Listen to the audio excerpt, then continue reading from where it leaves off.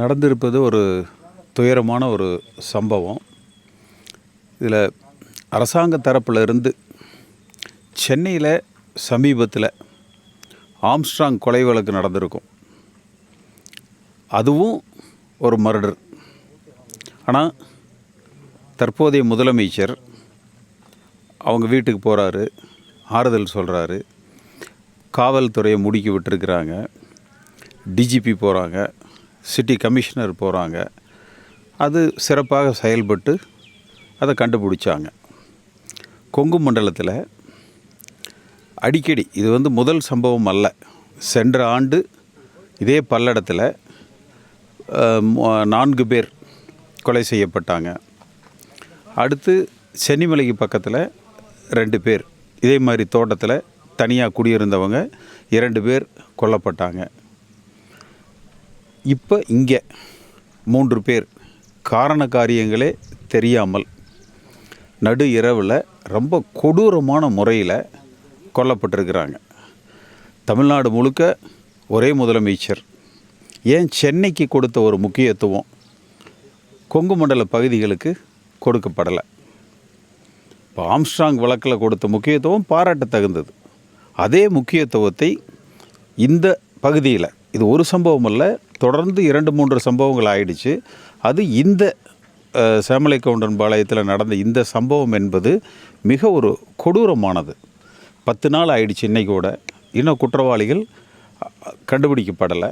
நிச்சயமாக இந்த வெஸ்ட் ஜோனில் இருக்கக்கூடிய ஐஜி ஆகட்டும், எஸ்பி ஆகட்டும், அதிகாரிகள் திறமையோடு செயல்படுறாங்க. அதில் எந்த குறையும் நம்ம சொல்ல முடியாது.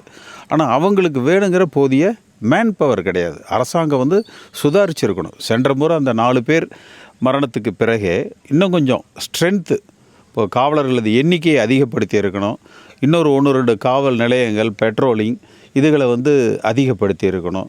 அது கடந்த இந்த ஓராண்டில் பார்த்திங்கன்னா நிறைய திருட்டுக்கள், பூட்டியிருக்கிற வீடுகளுக்குள்ளே புகுந்து அந்த திருட்டுக்கள் கிட்டத்தட்ட ஒரு 1 இயரில் ஒரு 100 இடங்கள் கொள்ளையடிக்கப்பட்டிருக்குது.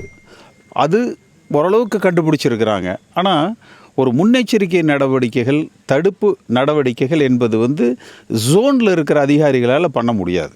இப்போ இதே அவர் சைலேந்திர பாபு டிஜிபியாக இருக்கிற பொழுது பார்த்திங்கன்னா நேராக ஸ்பாட்டுக்கு போவார். அவர் இன்றைய சென்னை கமிஷனர் அருண், அவர் ஏடிஜிபியாக இருக்கிற பொழுது பார்த்திங்கன்னா ஸ்பாட்டுக்கு போவாங்க. இங்கே ஜோன் ஐஜி தேவையான முயற்சிகள் எடுக்கிறாரு. ஒரு டிஜிபி இது வரைக்கும் ஸ்பாட்டுக்கு வரலை. குறைஞ்சபட்சம் ஒரு ஏடிஜிபி வரலை.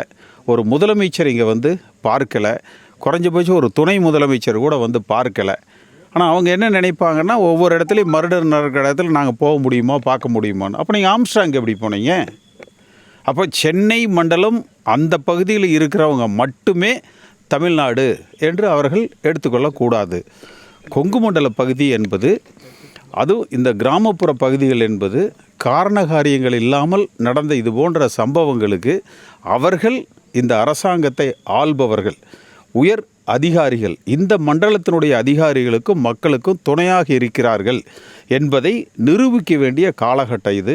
நிச்சயமாக தமிழ்நாடு காவல்துறை ஸ்காட்லாண்டுக்கு, யார்டு போலீஸுக்கு இணையாக புகழ்பெற்ற காவல்துறை இதை கண்டுபிடிப்பாங்கங்கிற நம்பிக்கை எனக்கு இருக்குது.